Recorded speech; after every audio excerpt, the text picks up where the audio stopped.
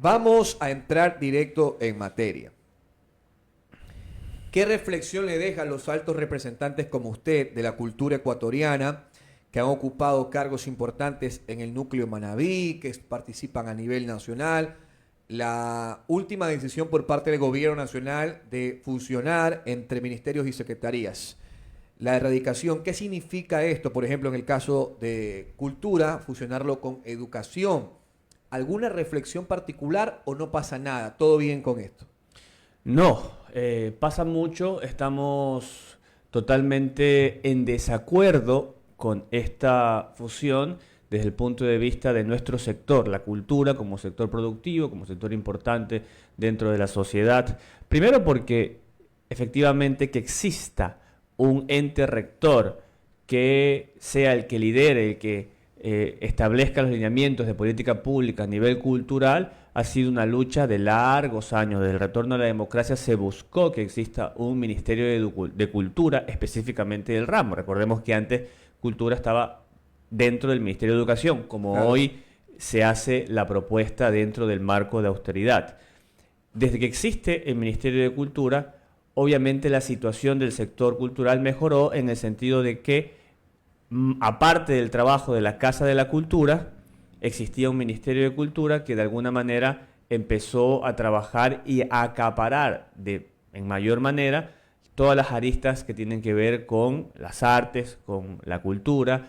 Se fortaleció, por ejemplo, el Instituto de Patrimonio Cultural, que es un instituto adscrito del Ministerio de Cultura. El Ministerio de Cultura, recordemos que tomó toda la infraestructura cultural del Banco Central, porque antes el Banco Central del Ecuador era el que tenía, de alguna manera, competencias a nivel cultural y hoy le debemos mucho al Banco Central, mucha infraestructura cultural. De hecho, la misma Sala MAC, antes que sea MACCINE, fue construida por el Banco Central del Ecuador, y también todas las reservas arqueológicas y patrimoniales que tenía este banco, el Ministerio de Cultura lo absorbió.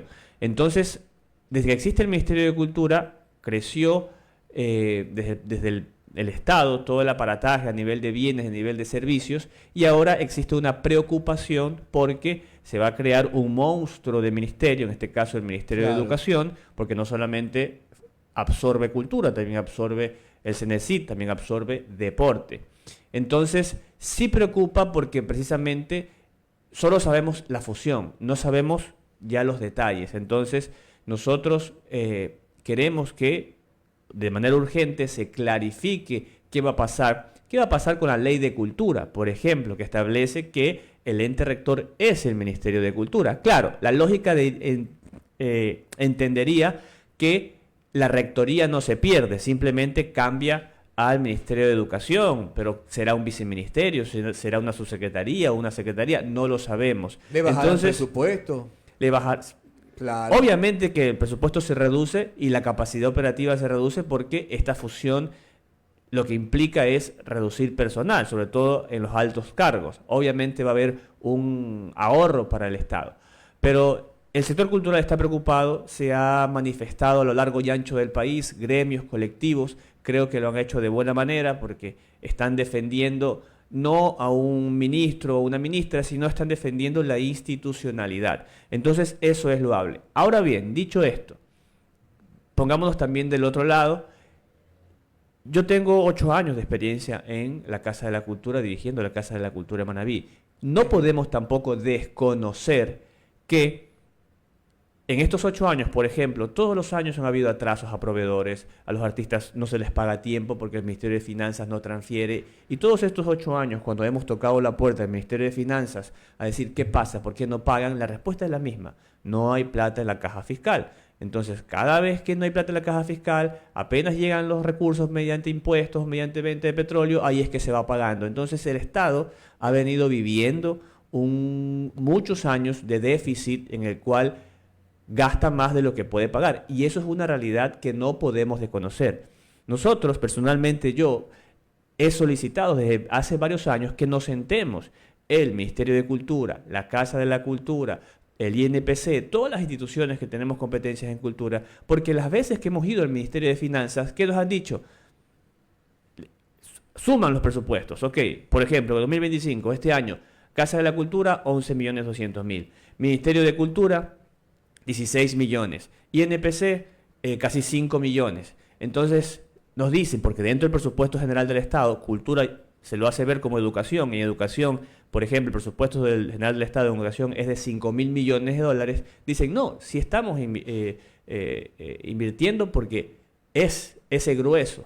Entonces, nunca nos hemos sentado las instituciones culturales también a decir, ok, existe esta crisis, existe esto, ¿cómo optimizamos recursos? ¿Cómo trabajamos de manera en conjunta? Porque esto también hay que decirlo. Desde que existe el Ministerio de Cultura, nunca ha trabajado con sentido nacional de la mano de la Casa de la Cultura. Desde el 2009 existe el Ministerio de Cultura. De hecho, en el gobierno de Rafael Correa es una parte se interesante. intentó eliminar la Casa de la Cultura y más bien no lo lograron. Entonces, siempre ha habido esta rivalidad desde los egos, desde la política, desde las ideologías, desde el partidismo, y eso también no ha pasado. O sea, Casa de la Cultura no hace trabajos conjuntos con Ministerio de Cultura.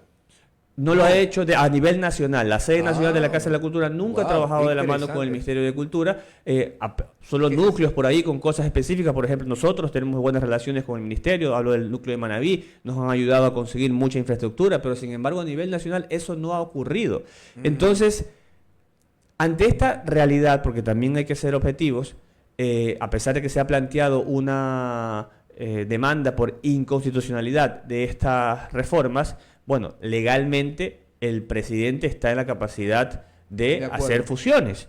Esa capacidad la tiene el presidente. Entonces, en lo que no se quiere, porque se está luchando para que se recapacite, pero en el supuesto no consentido de que se termine y se haga la fusión, tenemos que ser objetivos y pensar de que es una oportunidad para la Casa de la Cultura retomar el liderazgo que se perdió desde que existe el ministerio, porque recordemos, existe el Ministerio de Cultura y empezaron a trabajar dos instituciones separadas. De acuerdo. Entonces, la Casa de la Cultura perdió presupuesto. Por ejemplo, hoy es 11 millones, hace 10 años eran de 20 aproximadamente. Entonces, es la oportunidad de recuperar presupuesto porque la Casa de la Cultura tiene lo que nunca tuvo el Ministerio, presencia territorial. Pero sería un poco, cuando hablamos de esta decisión motivada por la austeridad, ¿no te parece un poco ingenuo pensar de que podrían elevar el presupuesto?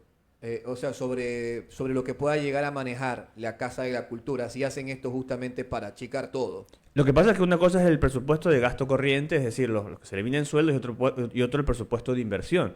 Entonces nosotros no pedimos, obviamente, se elimina el Ministerio de Cultura, por ejemplo, no es que vamos a pedir que esos puestos de trabajo pasen a la Casa de la Cultura. Vamos a solicitar de que el presupuesto de inversión, en este caso, aumente, porque no podemos permitir, y eso es la lucha de los artistas que hoy están en las calles pidiendo, es que precisamente en eso se regrese la oportunidad de que los artistas accedan a los derechos ya conquistados para que no perdamos la capacidad operativa para el sector cultural. Okay, entonces, no es una decisión tajante, no es que ustedes están en desacuerdo de que se reduzca porque son conscientes verdaderamente de que con el paso de los años el Estado no puede con lo que tiene, no puede atender sobre lo que tiene, va quedando mal constantemente. Lo que necesitan es una, digamos, mayor claridad sobre cómo van a quedar las cosas, información, reunirse para que después se pueda determinar trabajos futuros ahora desde el Ministerio de Educación. Es decir, ustedes no están en contra en que se reduzca el Estado. Personalmente, están en desacuerdo. No quiero que no exista un Ministerio de Cultura. Pero también hay que ser objetivos, es decir, esto se puede concretar. Recordemos que el decreto, hay que leer bien el decreto dice que se inicie la fase para decidir. Claro. Entonces, no es que ahorita ya la ministra de Cultura, por ejemplo, actual, ya deja de ser ministra, no. Claro. Es un proceso que tampoco establece plazos. Entonces, ¿qué es lo que tenemos que hacer? ¿Qué es lo que tiene que hacer hoy, por ejemplo, la Casa de la Cultura a nivel nacional, la sede nacional, que por ejemplo es el cargo al que estamos postulando ahora? Es sentarse precisamente con esas instituciones que manda el decreto, la Secretaría Nacional de la Administración Pública y la Presidencia de la República. El presidente de la sede nacional ahorita tiene que estar pidiendo audiencia con el presidente de la República para decir, ok, tratemos de que no exista la eliminación, pero si llega a existir, la Casa de la Cultura tiene presencia territorial, Necesitamos mucho más presupuesto y no podemos dejar que el sector artístico quede en desamparo. Entonces, eso es lo que hay que hacer. Y es la oportunidad para retomar el liderazgo que la Casa de la Cultura ha perdido. La Casa de la Cultura ha perdido liderazgo porque se ha dedicado a otras cosas, me refiero a nivel nacional, se ha dedicado a la política, se ha dedicado a otros intereses.